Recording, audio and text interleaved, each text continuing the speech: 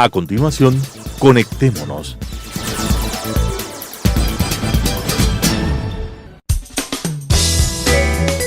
Clasificación A.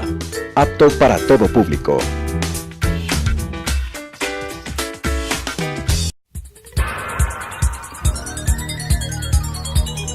Las opiniones vertidas en este espacio por la producción y dirección del programa son de exclusiva responsabilidad de sus autores y de quienes intervienen en ellos.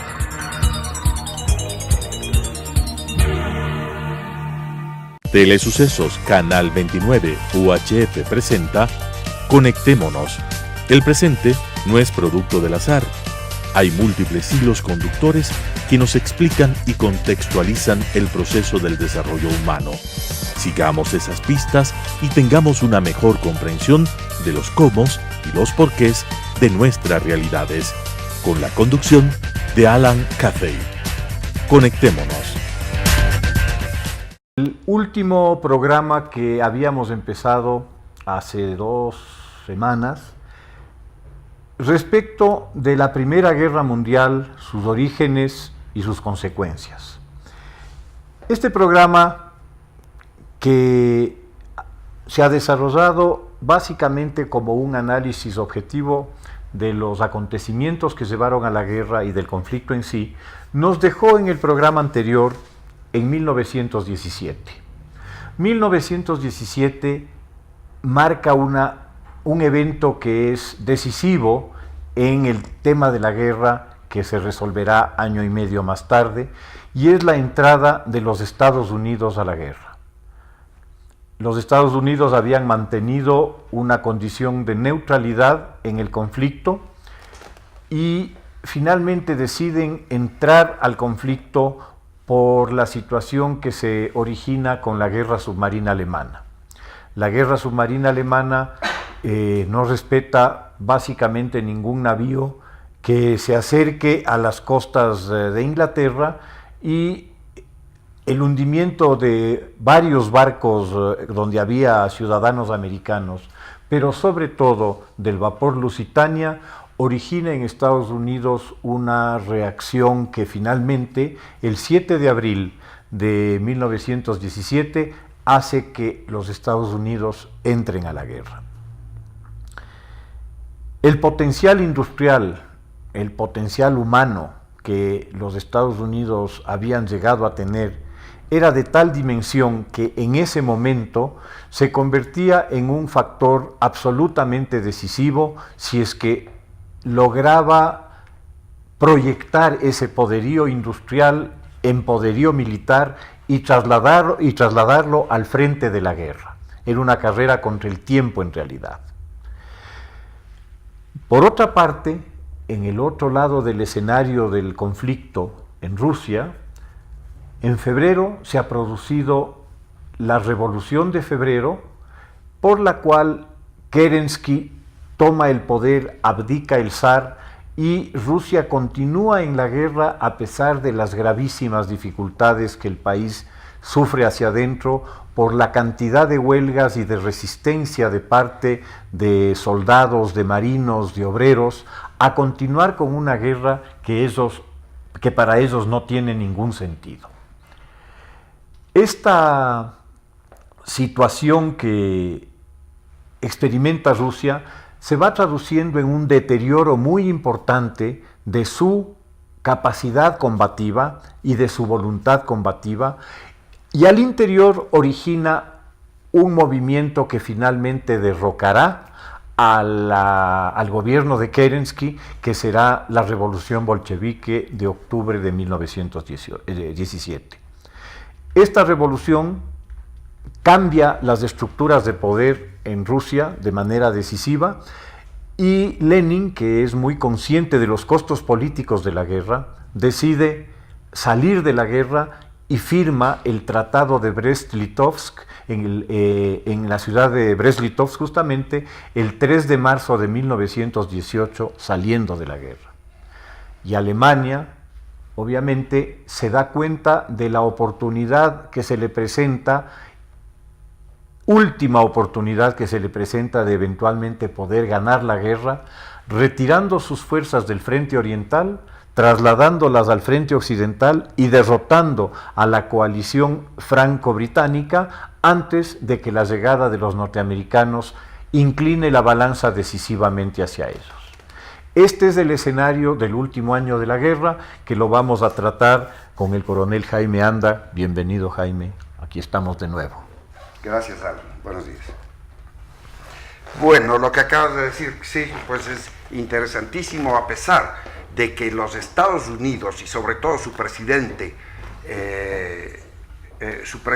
que era Woodrow Wilson, ¿no? Woodrow Wilson, sí. Sí, él se suponía que era antibelicista, porque eso fue su campaña para la reelección. Sin embargo, él en sus adentros sí era muy militarista y estaba de acuerdo en la participación de los Estados Unidos en el conflicto europeo, pero no tenía el apoyo del Congreso, de la población.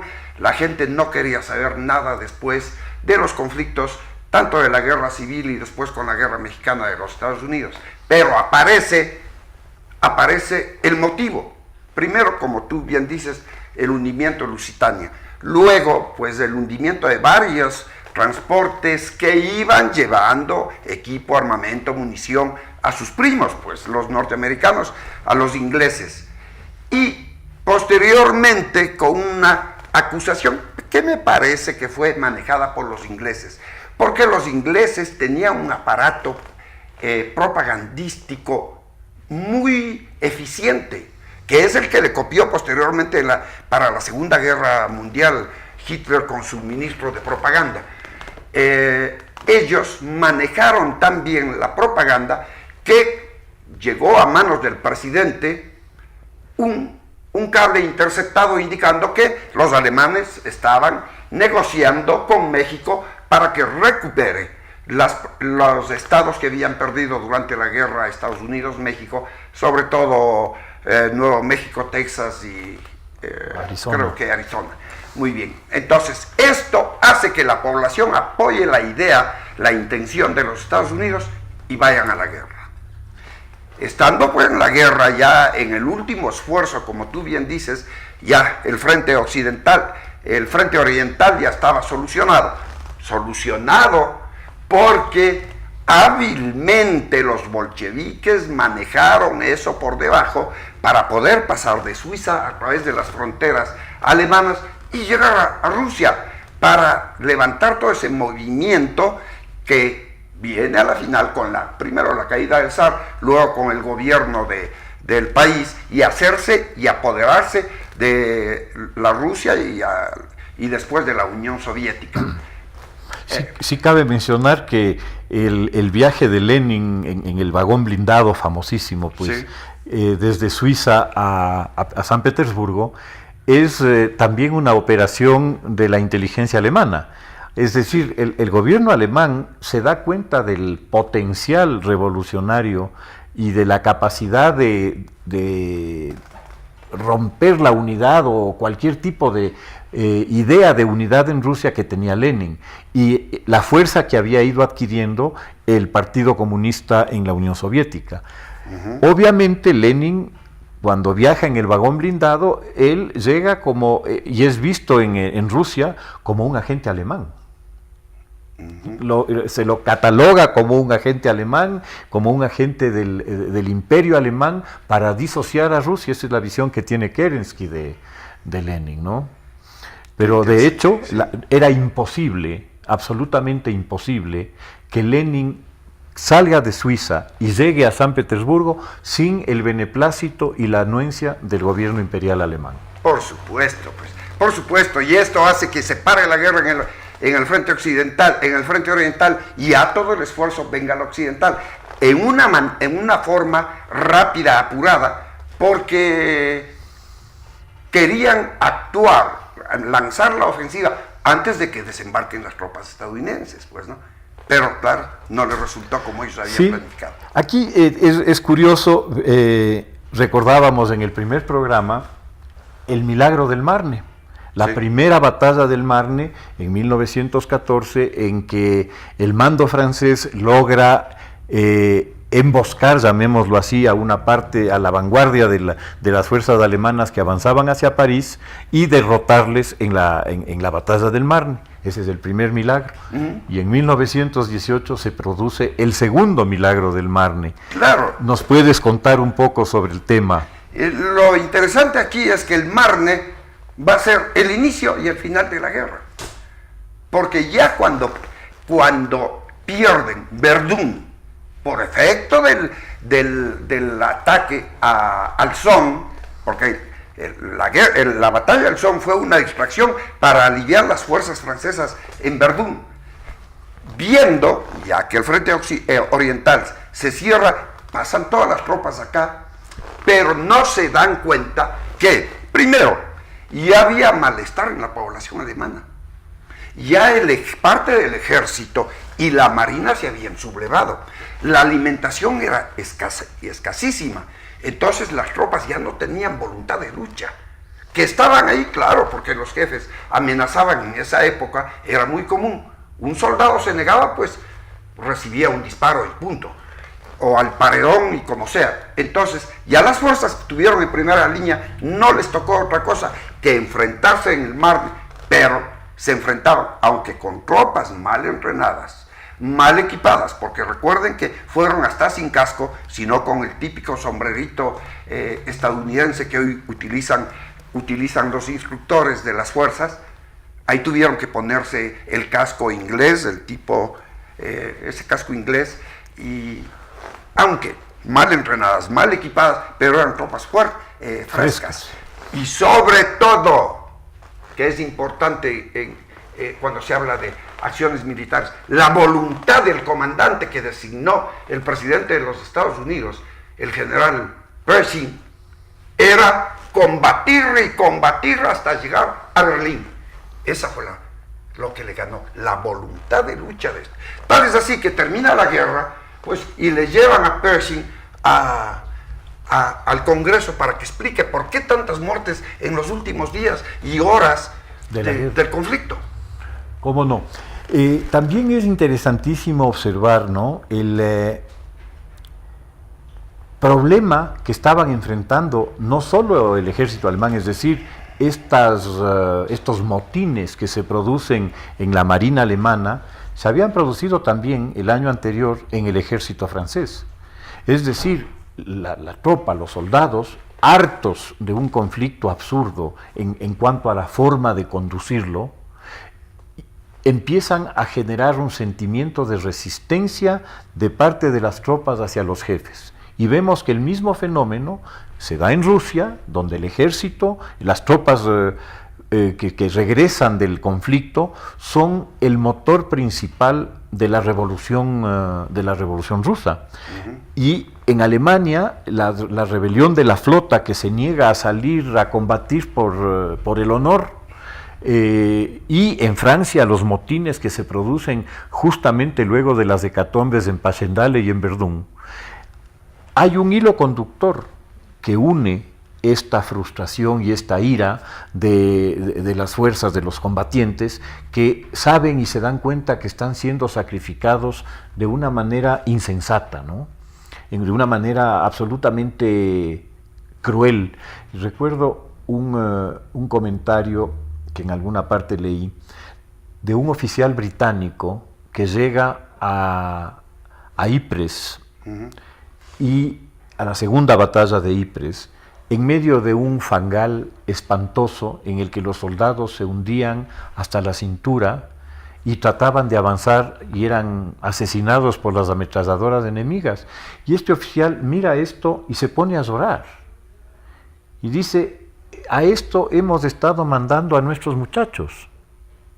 Entonces, claro, la guerra llega a este último año en una condición de agotamiento total, de la voluntad de seguir combatiendo de parte de todos, excepto de los americanos, que llegan frescos, que llegan en grandes números, bien alimentados, con una logística impecable, y que obviamente eso les conducirá a la victoria.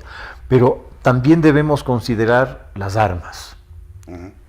Y creo que aquí lo que analizábamos en el primer programa, el tanque se vuelve el factor decisivo para las rupturas de frente que le volverán a la guerra ya no estática, sino nuevamente móvil.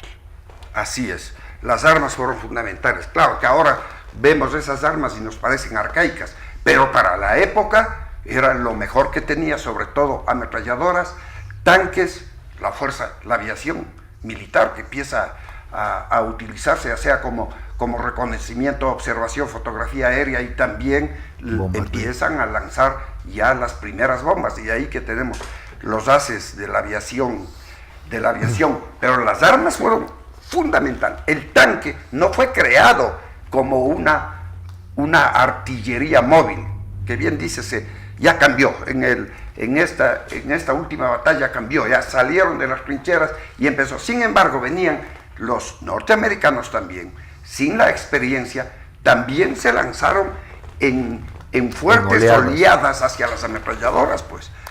Entonces, y con esta voluntad que tenían los comandantes. Y recuerden que ahí inicia Patton, Truman, eran capitanes, tenientes, y Patton inicia ya a desarrollar la guerra en movimiento que daría el efecto que conocemos en la Segunda Guerra Mundial. Las ametralladoras, el primer avión lanzado en 1916 desde la proa de un buque, el SS North Carolina, empieza ya con los portaaviones. O sea, es interesantísimo a nivel ingeniería y industria militar lo que se produce con el conflicto.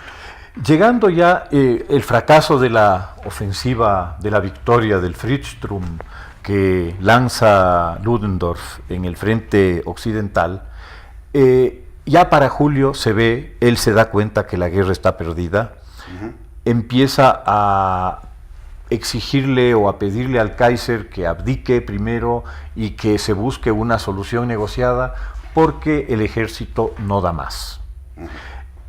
Paso a paso las fuerzas alemanas van retirándose ante el empuje de los aliados, y finalmente el 11 de noviembre de 1918 se llega al armisticio. Y quería conversar contigo un poco sobre las consecuencias de este armisticio. El armisticio que se firma el 11 de noviembre de 1918 suspende las hostilidades y dará lugar a varios documentos de paz posteriores, el principal de los cuales es el Tratado de Versalles. Una mala paz causó otra guerra, y el armisticio en realidad lo que fue eso. Claro, una venganza. Un armisticio de 20 años que separó 1918 de 1938, que es la antesala de la Segunda Guerra Mundial. ¿Cómo ves tú el concepto y la idea de la aplicación del Tratado de Versalles? Bueno, mira, el asunto del armisticio fue redactado con una tanta mala fe, que era una venganza, ¿no? Ya recuperaron Alsacia y Lorena los franceses, pero le impusieron, el mariscal Foch impuso con tanta rigor, tanta energía, y sin lugar a debate o a discusión o a negociación, sino o se firma el armisticio. Eso lleva a Versalles, ¿perdón? El tratado. El tratado.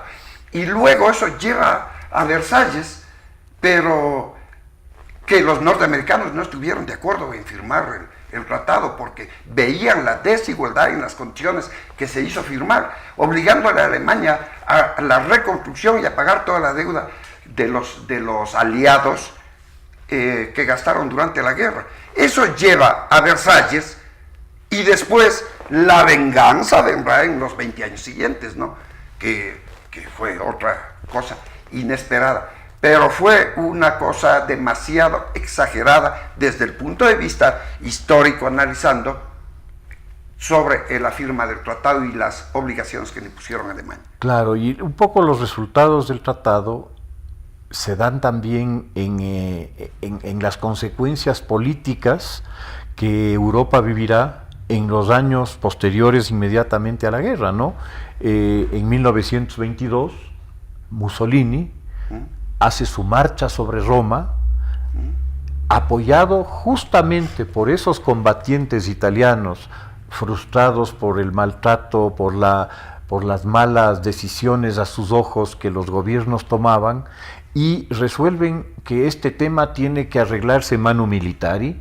Se forman los fascios en Italia y el fascismo toma el poder para mantenerse en Italia. Y un año más tarde, en 1923, Hitler da el golpe de Estado en Baviera, que se conoce como el Putsch de la cervecería, que fracasa, que los lleva a la cárcel, pero que de la cárcel finalmente 10 años más tarde los llevará al poder. Justamente apoyado en este sentimiento de frustración y de ira de la población respecto de las condiciones que les fueran impuestas en el Tratado de Versalles, ¿no? Sí, fue tan fuerte la imposición, el tratado fue tan, como digo, o firma, que causó una frustración terrible. Y tuvo, bueno, también la ocupación, la Unión Soviética, que se apoderó de todos los países del norte, ¿no? Los bálticos y todo eso. Y cambió la geografía. Nunca había cambiado la geografía tan drásticamente como después de la Primera Guerra Mundial de Europa. ¿Y cambia hacia dónde? Cambia hacia el modelo del Estado Nacional y al concepto del nacionalismo, que se convertirá en el caballo de batalla justamente de todos los movimientos fascistas europeos. Claro. El nacionalismo, que es la exaltación de lo nacional, la exaltación de la superioridad moral o racial o cultural que las sociedades creen tener sobre las otras, es justamente el antecedente directo. Y luego de la Primera Guerra surgen en Europa una miríada de estados nacionales justamente, pues no, claro. Aparece en Checoslovaquia, aparece Polonia, Lituania, Letonia, Estonia. Así es, aparece en los Balcanes, aparecen igual muchos estados, Albania, Croacia, Yugoslavia. Y sí, claro, este surgimiento de los estados nacionales y de la, llamémosle, de la noción nacionalista como eje de la política, es la que determinará la Segunda Guerra. Alrededor de los nacionalismos se articula todo el fenómeno de la Segunda Guerra, ¿no? Sí. ¿Cómo no? Lo interesante de esto es que la Primera Guerra Mundial termina el 11 del 11 del 11 del 18, ¿no? La hora 11 del día 11 del mes 11 del año 18.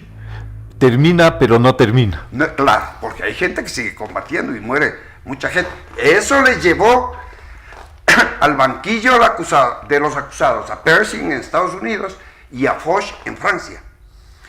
Y a Foch, antes de que comience la Segunda Guerra Mundial, le vuelven a incorporar, ¿no?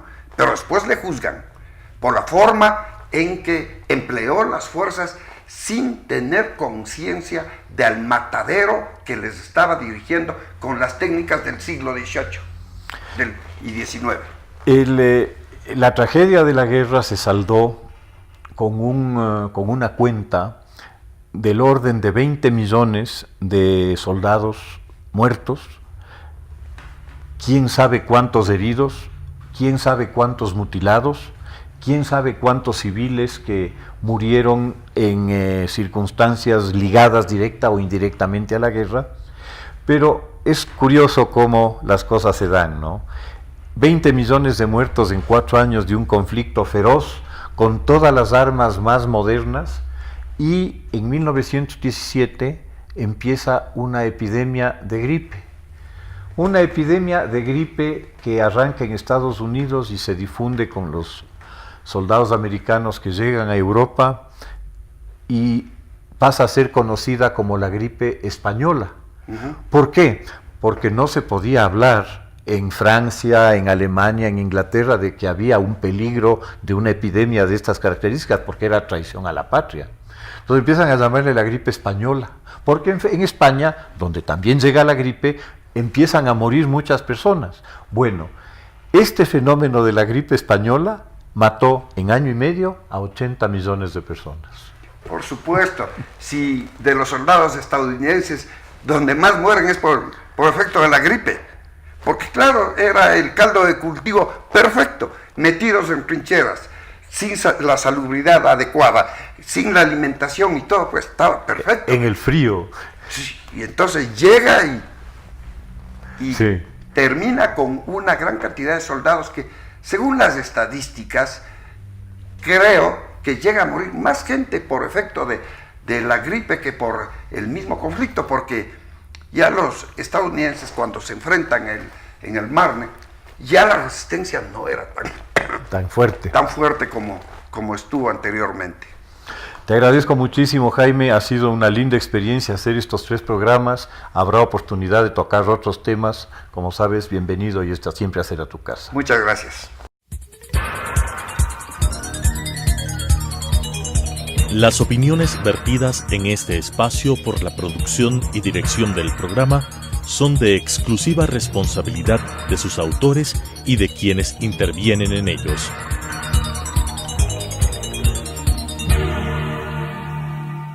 Telesucesos Canal 29 UHF presentó Conectémonos. El presente no es producto del azar. Hay múltiples hilos conductores que nos explican y contextualizan el proceso del desarrollo humano. Sigamos esas pistas y tengamos una mejor comprensión de los cómo y los porqués de nuestras realidades. Con la conducción de Alan Cathay. Conectémonos.